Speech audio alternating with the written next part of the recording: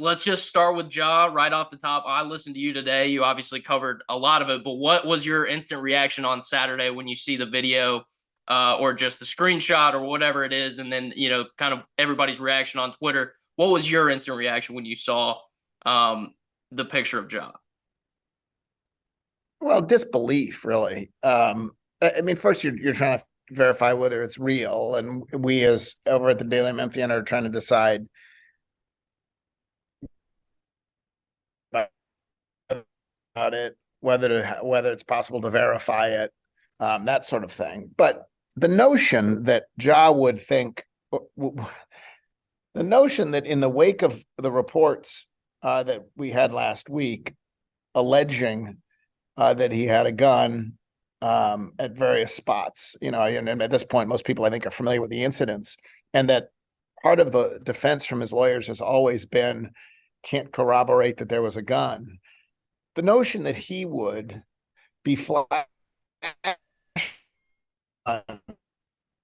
on his own Instagram Live is so freaking crazy that you just have a hard time getting your mind around it, and depressing. Honestly, it was just depressing because it then is a full-scale, crisis that is impossible for anyone to deny anymore. So, and then the day unfolded the way it did. It became very clear that this was real, and Ja released his statement, and everything else sort of has unfolded since then. But I mean, your initial sense, I think, is of disbelief and sadness, really. That happened.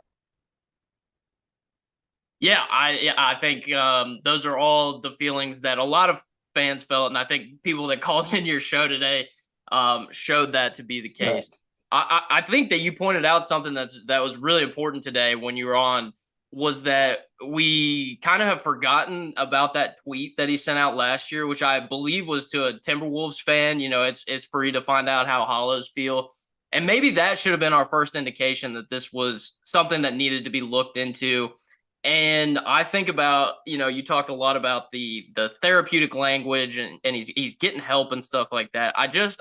It seems to me that the gun problem is, it may be linked. It sounds like he at least thinks that it's linked to some kind of stress, but I think that what we're dealing with is something that's so much, more serious. There's real violence and harm that can be done, and not just to Right. other people, but to himself with the whole gun thing. It's Yeah, I very mean the gun strange. thing, and I think the gun thing particularly, as the most high profile Memphian really since Elvis, given that we are awash in gun violence, it's particularly tragic and honestly reckless. I mean, Ja, for good or ill, has an impact on millions.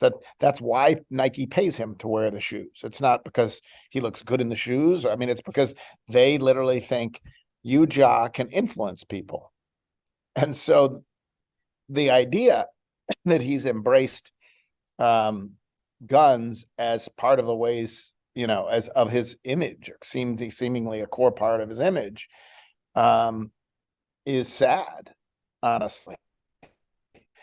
Now we live in a country where guns are, guns are allowed. You can go to, you can go to a NRA convention and people talk proudly about having a gun everywhere they go, and some politicians will talk about having guns everywhere they go. So there's nothing, and it's an interesting cross section between the people who would condemn Ja and the people who, wouldn't go anywhere without a gun in their glove compartment, right?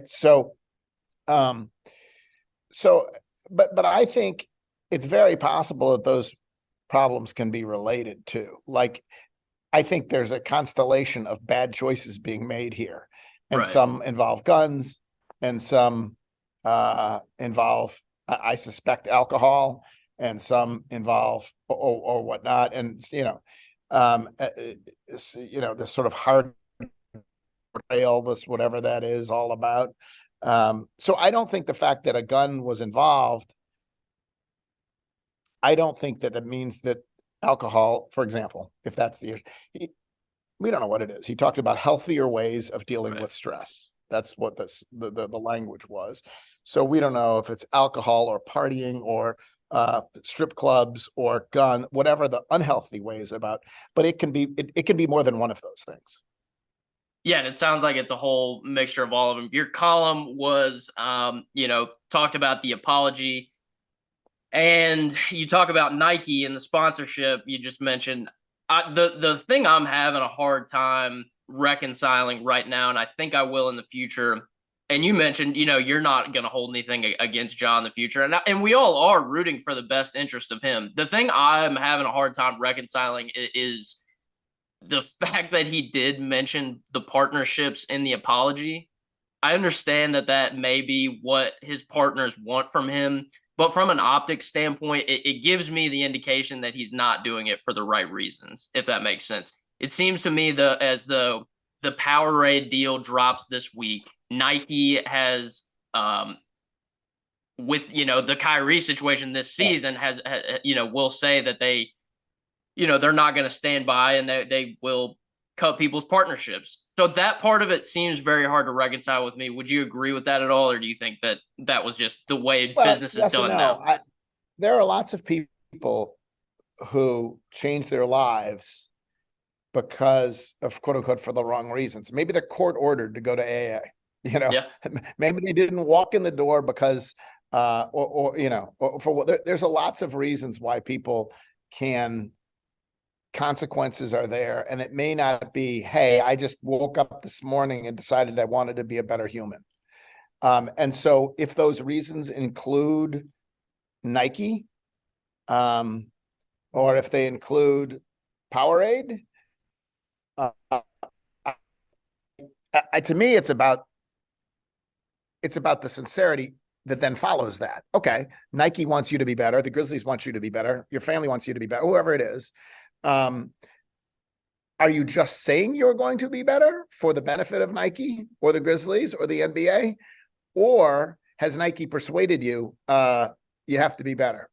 If Nike is the folks who persuaded me you have to be better, I don't care. Like if it makes them actually, if the changes that result are just like, I don't care if that court-ordered person who was driving drunk goes to AA. If they actually find sobriety in AA, I don't care that it was the court that they only went there because they were court-ordered to go there. And so to me, it really hinges on what follows, right? If these are just words, and that's partly, we don't know. I don't imagine he wrote that apology. And so someone else wrote the apology. But does he really embrace the apology? Is he, and this is to me the hardest part, and it wouldn't just be hard for Ja.